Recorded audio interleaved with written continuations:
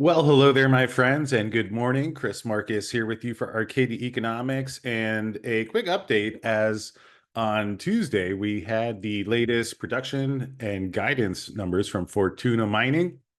I just wanted to walk through those here because we have the figures back from the second quarter of 2024, where gold equivalent production came in at 116,570 ounces, 25% over the second quarter of 2023, obviously with a full quarter of production from Séguéla, and also a 4% increase compared to the first quarter of 2024.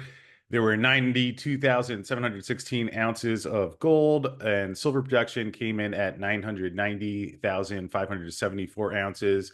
Zinc and lead production of 13 million and 10.5 million pounds, respectively. And perhaps most significantly, the production does leave them on track as they reiterated their 2024 annual guidance of a range of 457 to 497,000 ounces of gold equivalent.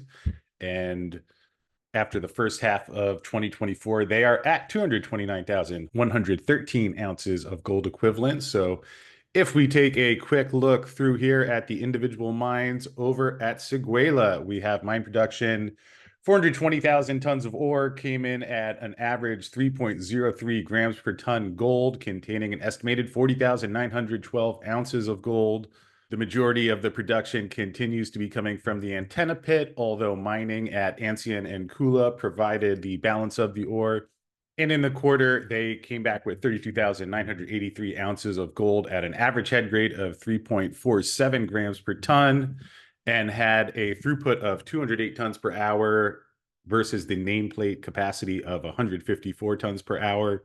And also, they had a follow-up note on the power outage that has been going on in Côte d'Ivoire. Outages expected to be rectified and normal power expected to resume by the end of July. And Fortuna is also sourcing backup diesel power generators should the outages be extended beyond that.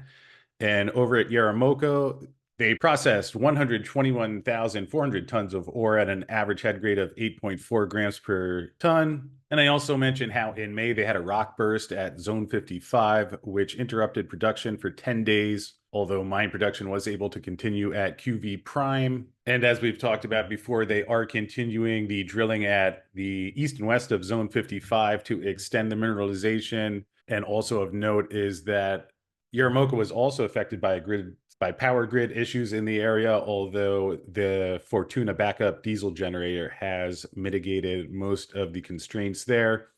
Over at Lindero, they mined 1.8 million tons of ore at an average grade of 0.61 grams per ton, and the gold production for the quarter was 22,874 ounces. And while that represented a 2% decrease in production, that was mainly due to a planned 8-day maintenance shutdown. And Fortuna does expect higher head grades and ore tonnage to be placed on the leach pad in the third quarter. And speaking of the leach pad, we've talked quite a bit in some of these updates and in the live calls with Jorge Ganoza of Fortuna about the leach pad expansion project at Lindero, which I might add is one of the reasons why you've seen an increase in the mining costs, although they have allocated that capital investment into 2024. So that's one of the other things that will be nice is that as that's completed, now at 58% complete, that will also have the effect of bringing down the all-in sustaining cost in the months and years going forward, hopefully.